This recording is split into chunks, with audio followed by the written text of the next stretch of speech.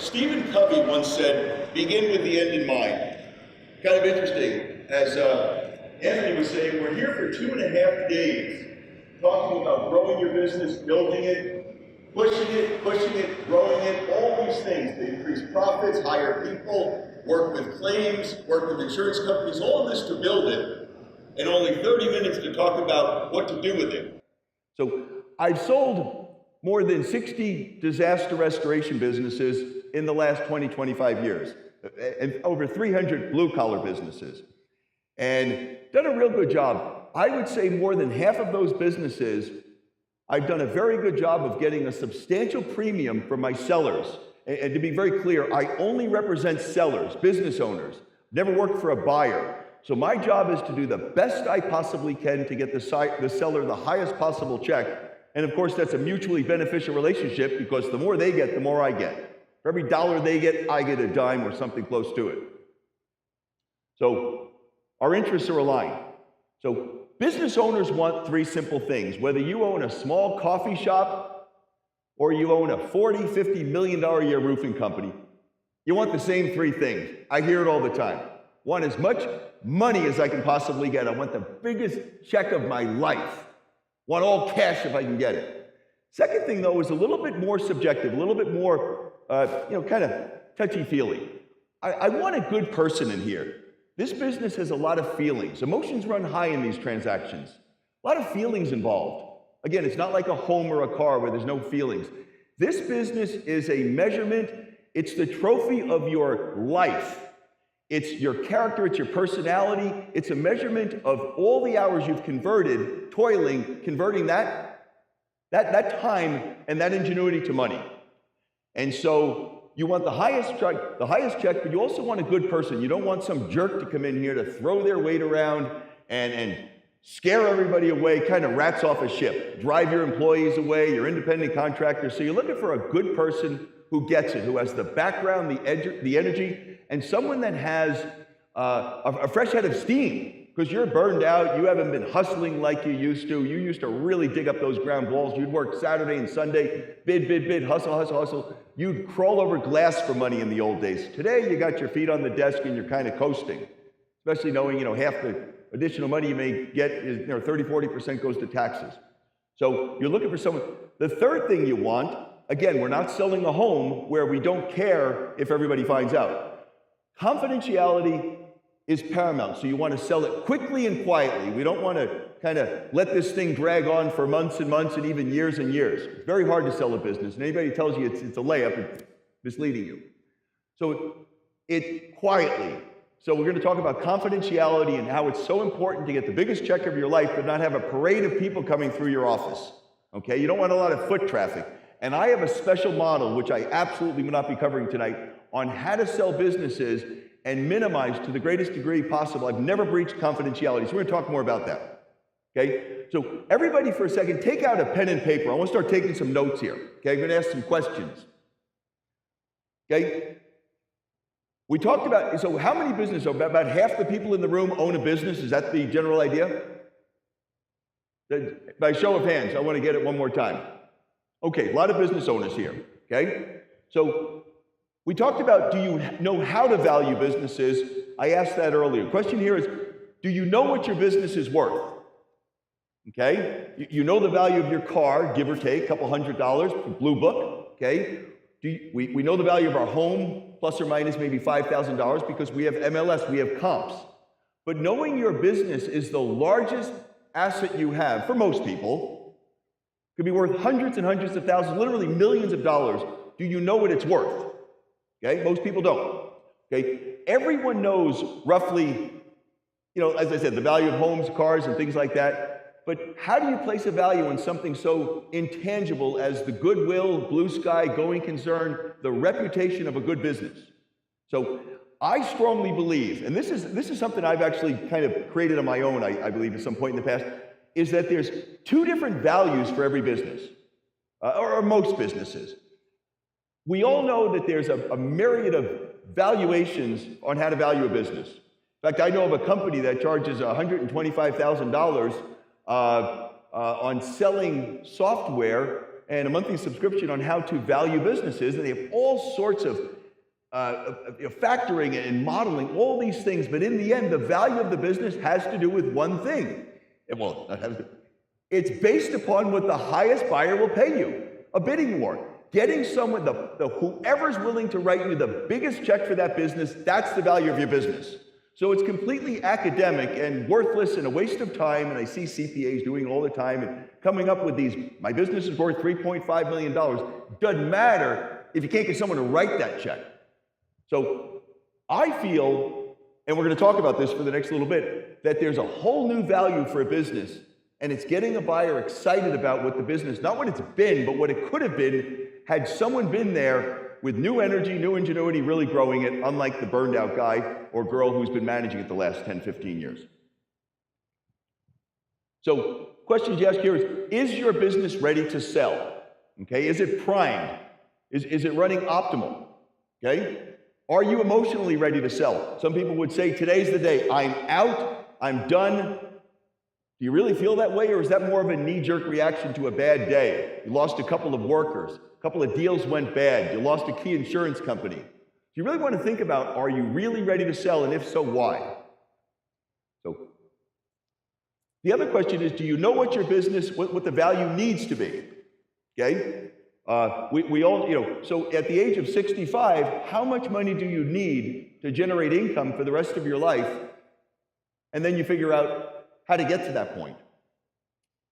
The reality is that a lot of, as I mentioned earlier, a lot of business owners don't have the savings. They haven't saved. All of their money has been put back into the business year after year, so they don't have retirement funds, they don't have pensions, things like that. So do you know what it needs to be to build the value, to get it just right so that you hit that number and take home that amount?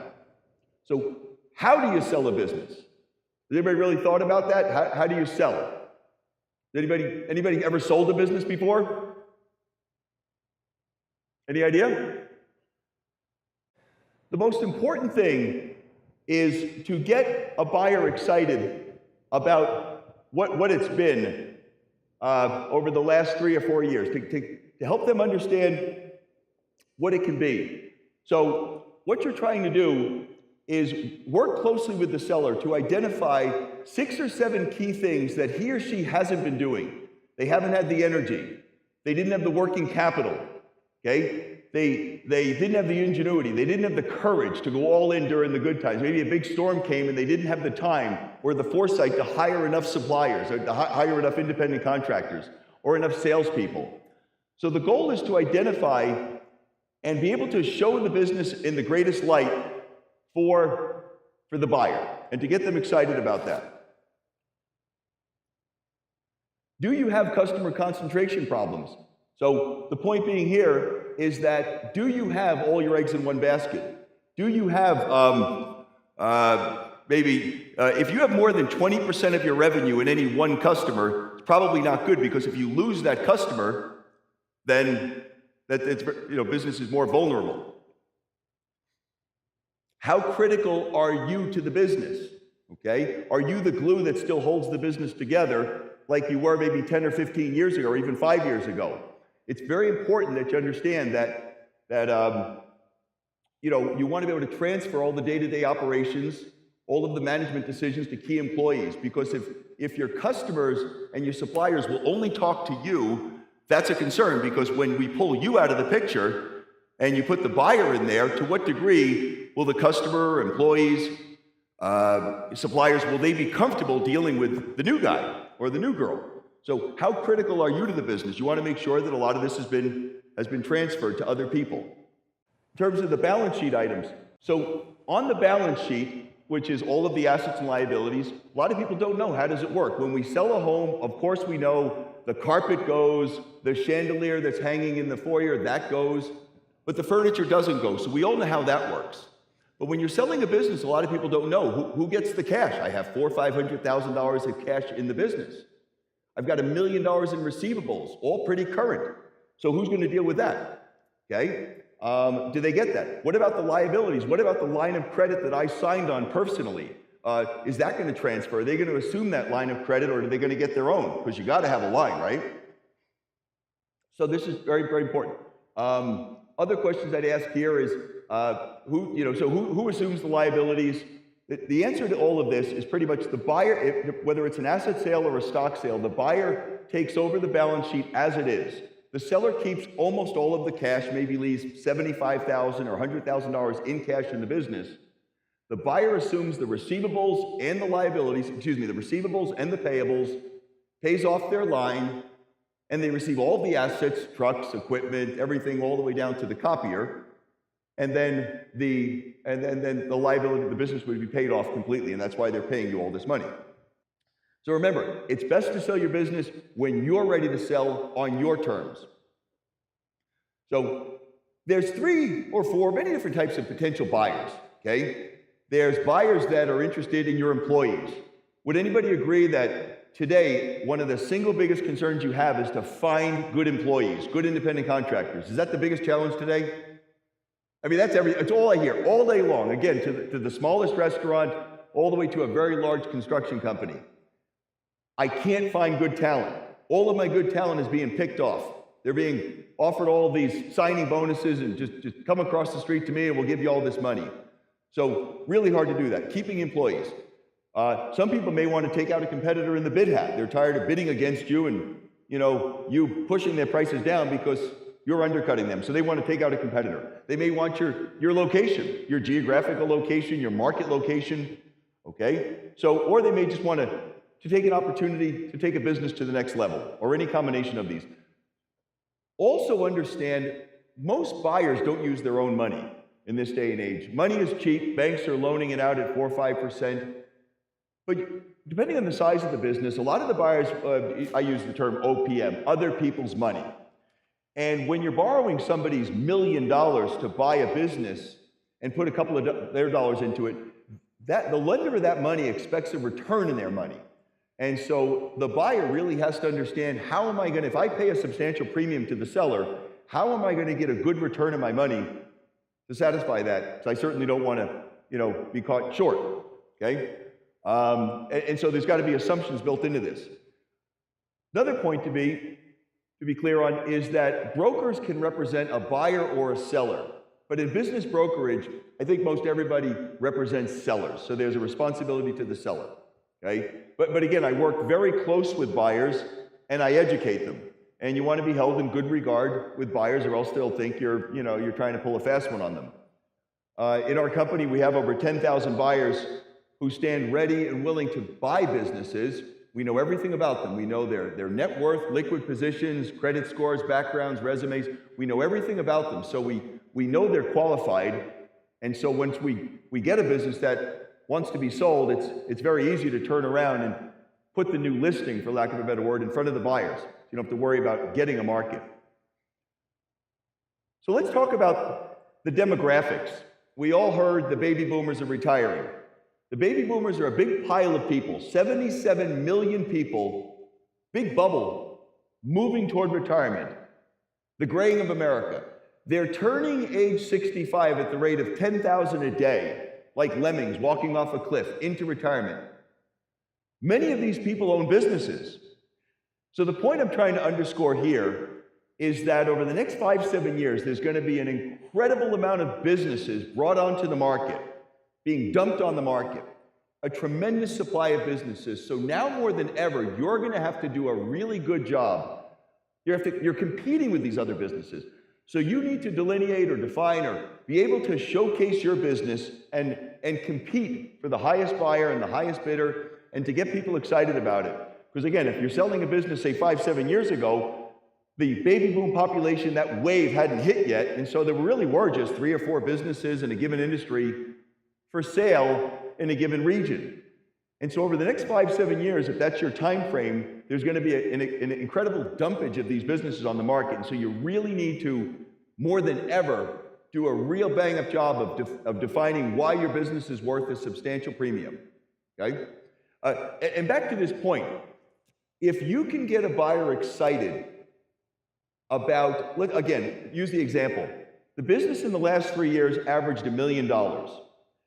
But it could have made $2.5 million, and you can quantify that because of all of the missed opportunities, all of the waste, all of the things you shouldn't have done. And if you can show $2.5 million and sell that for four times that number, that's moving on something, 10, 11, 12 million dollars. That's so much more than 3 or 4 times the $1 million. The benefit of that, though, of course, the seller benefits. He or she gets a whole lot more. The broker benefits because he earns a commission on that. But the buyer can also benefit because you're educating the buyer and helping them understand. You're giving them a blueprint. The seller's doing this. The seller knows by looking back all of the things he or she missed. And if they can write a prescription or build a blueprint of the things they should have been doing over the last 5 or 6 years, a buyer will have something to use going forward. I want to thank, look, it's obvious to all of you, I'm very passionate about what I do, okay? This is a wonderful opportunity I've had here, and I'm very grateful. I do this one-on-one. I try to convey these key messages to people one-on-one, but I'd much rather fish with a net, which is what I'm doing today, versus fishing one-on-one with a lure.